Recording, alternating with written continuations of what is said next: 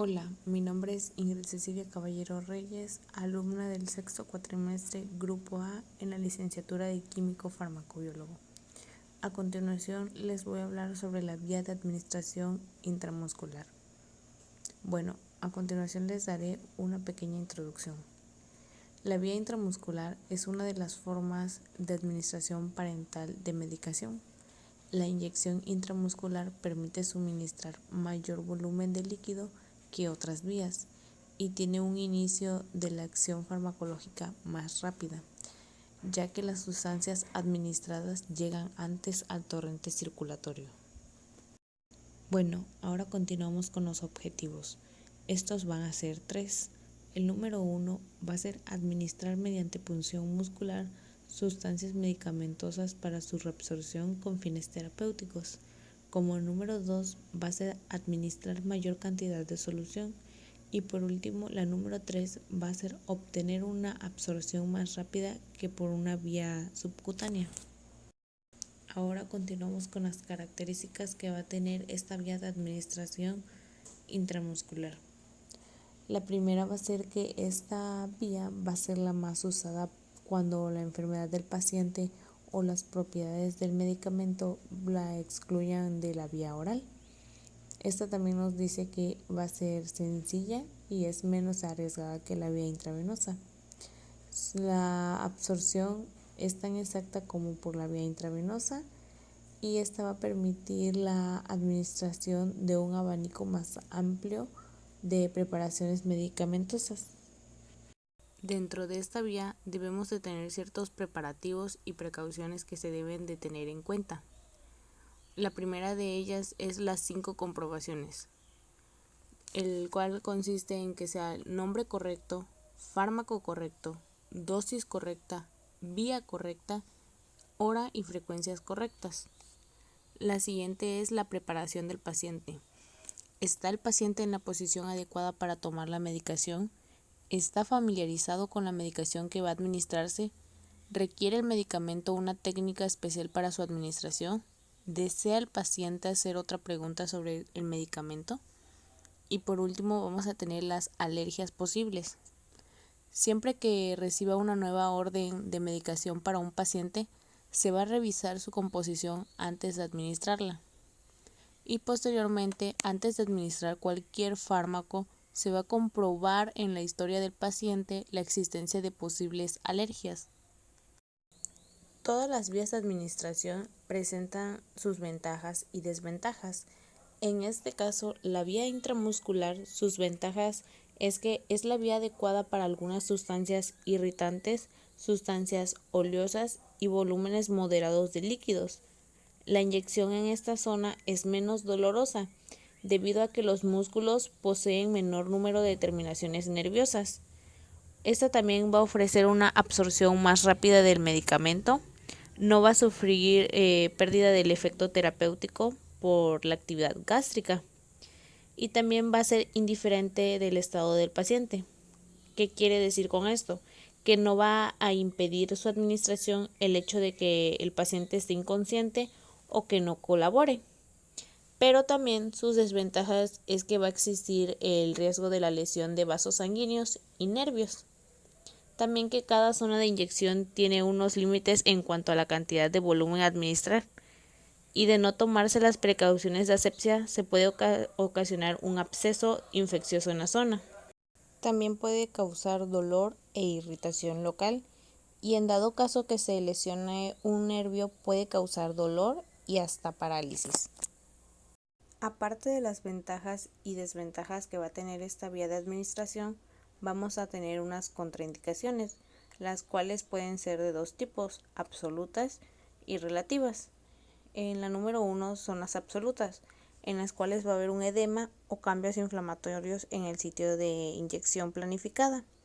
Va a haber un shock y centralización de la circulación. En esta va a haber falta de consentimiento del paciente. Y en las relativas son enfermedades musculares, trastornos de la coagulación y en estas se trata de evitar las inyecciones intramusculares en pacientes dializados crónicamente. La vía intramuscular va a tener diferentes técnicas. La número 1 es la técnica en el brazo. Zona deltoidea. Está ubicada en la cara externa del deltoides, a 4 dedos por debajo del acromion.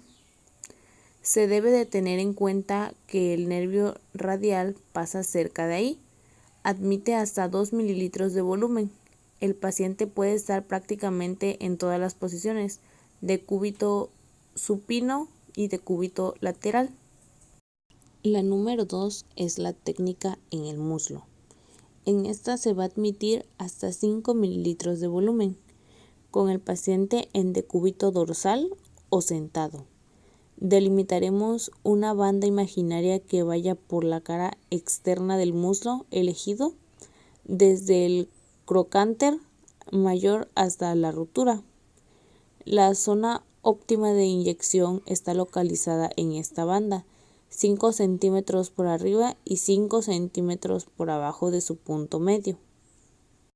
Bueno, ahora por último vamos a tener la técnica en el glúteo, que es la más utilizada.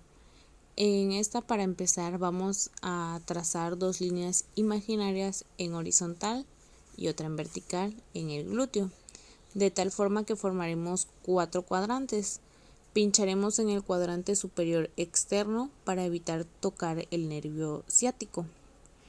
Antes de introducir el medicamento, siempre se debe aspirar para ver si hemos conectado con un vaso. En caso afirmativo, debemos extraer la aguja y pinchar nuevamente en otro lugar. El medicamento se debe de inyectar lentamente, ya que aparte de ser menos doloroso, iremos dando tiempo a que vaya distribuyéndose por el músculo, de 30 segundos a 1 minuto en introducir 5 mililitros de sustancia. Durante todo el procedimiento iremos observando cómo va reaccionando el paciente y también le vamos a ir preguntando si tiene dolor, si se encuentra mareado, entre otras cosas más. Posteriormente colocaremos la torunda con el antiséptico justo sobre el punto de inyección. Al sujetar la piel minimizaremos en lo posible el dolor y retiraremos la aguja con suavidad y rapidez. Posteriormente haremos una suave presión mientras friccionamos ligeramente la zona para evitar que el medicamento se acumule y así favorecer su absorción. Ahora, algunos cuidados y recomendaciones que debemos de tener en cuenta al administrar un fármaco por vía intramuscular. No debemos usar esta vía en presencia de tejidos irritados o edematosos ni en zonas con lunares, marcas de nacimiento o lesiones. Esta vía está ampliamente desaconsejada en personas con alteraciones en la coagulación. ¿Esto por qué? Porque va a existir un riesgo de formación de hematomas. Solo debería utilizarse cuando el paciente precise una inyección cuya única vía de administración sea la intramuscular, en cuyo caso se informará al paciente y se utilizará una aguja fina y se aplicará presión local sin frotar durante al menos 2 minutos. Los fármacos inyectables pueden presentarse en forma líquida o en polvo, sobre el cual utilizar un disolvente. En este último caso, y una vez mezclado el contenido, no deberíamos de agitar la mezcla para evitar la formación de espuma y porque existe la posibilidad de alterar la farmacodinámica. En su lugar, iremos rotando el recipiente hasta obtener una mezcla homogénea. Existen algunos fármacos que en contacto con el metal cristalizan y obstruyen la aguja, por lo que nunca se recomienda inyectar con la misma aguja que hemos cargado el medicamento. Cuando al inyectar exista dolor intenso, habrá que retirar la aguja. En ocasiones, debido al color de determinados fármacos, es imposible diferenciar si al aspirar se extrae sangre, por lo que ante cualquier cambio en la coloración del medicamento, tras la aspiración, se debe retirar o cambiar de plano la aguja. Y finalmente, las inyecciones repetidas en la zona pueden producir aparición de nódulos fibrosos, que si vuelven a ser puncionados causarán mayor dolor. Además, producir una absorción incompleta del medicamento. Ahora vamos a continuar con el procedimiento de la vía intramuscular. Como primer paso nos vamos a colocar nuestros guantes.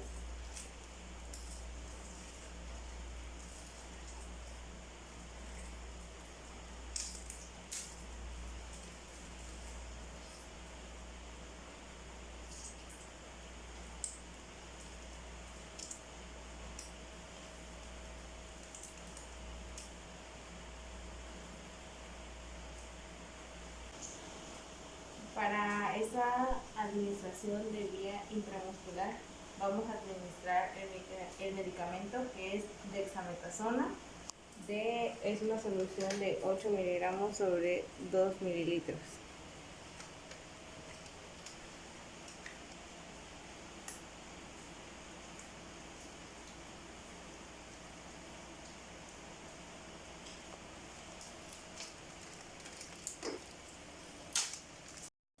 Posteriormente vamos a llenar nuestra jeringa con la solución de dexametasona.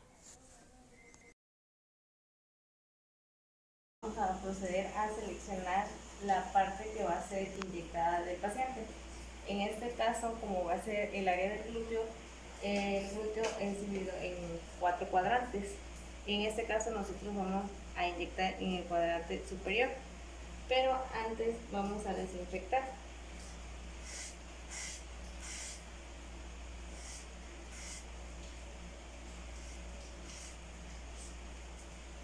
Ahora vamos a proceder a aplicar nuestra inyección.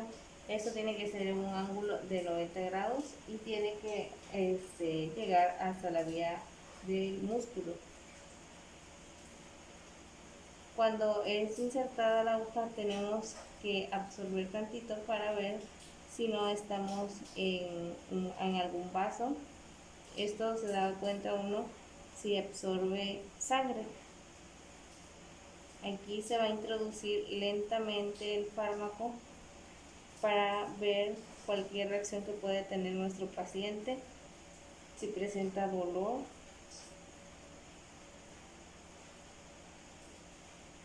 Cuando termine de administrarse el fármaco, se va a proceder a retirar la aguja y se va a aplicar un algodón.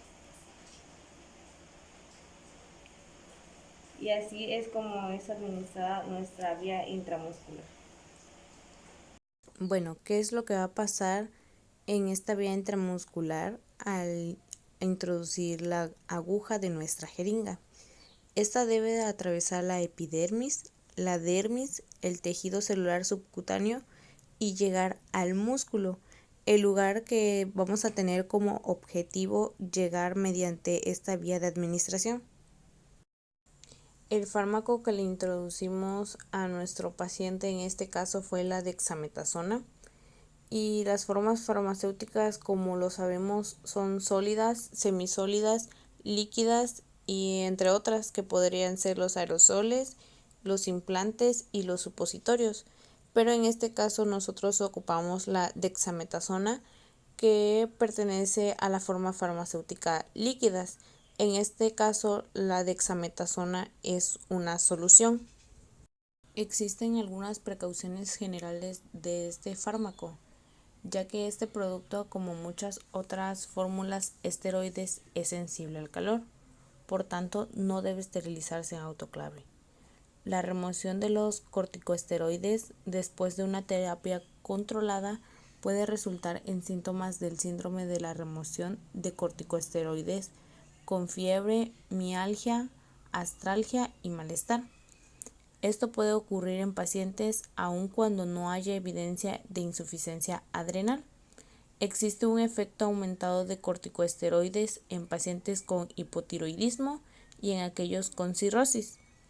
Los corticosteroides deben usarse con precaución en pacientes con herpes simple ocular para evitar la ulceración y la perforación de la córnea.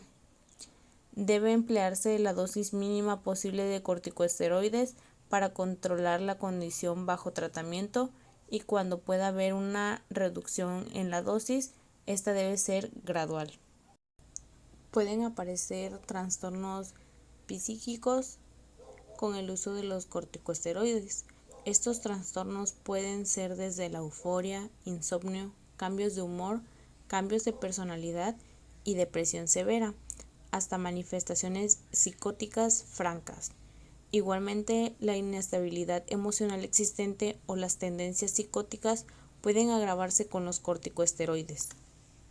Este fármaco va a presentar restricciones de uso durante el embarazo y la lactancia.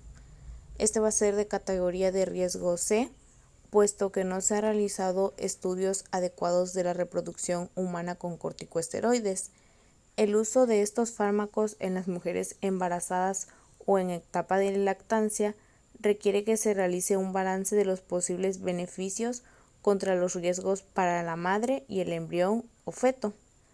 Los infantes que han nacido de madres que han recibido dosis sustanciales de corticosteroides durante el embarazo deben estar bajo observación cuidadosa para detectar signos de hipoadrenalismo.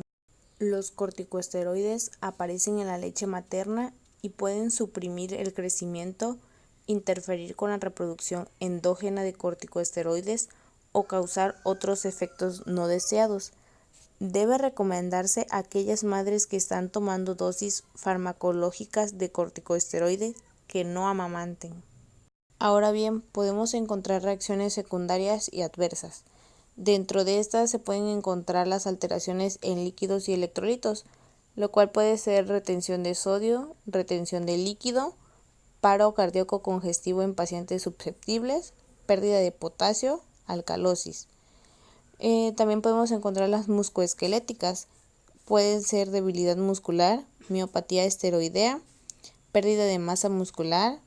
Dentro de las gastrointestinales podemos encontrar la úlcera péptica con posible perforación y hemorragia subsecuente, también perforación del intestino delgado y grueso, en especial en pacientes con enfermedad inflamatoria del intestino, pancreatitis, distensión abdominal, esofagitis ulcerativa. También dentro de las neurológicas podemos encontrar las convulsiones, presión intracraneal creciente con papiledema, en general después del tratamiento, vértigo, dolor de cabeza y alteraciones psíquicas. Dentro del sistema endocrino podemos encontrar las irregularidades menstruales, desarrollo de estado endocrino alterado, supresión del crecimiento en niños, falta de respuesta adrenocortical secundaria y pituitaria. Dentro de las oftálmicas, cataratas subcapsulares posteriores, aumento en la presión intraocular, glaucoma. Dentro de las metabólicas, el balance de nitrógeno negativo ocasionado por el catabolismo de proteínas.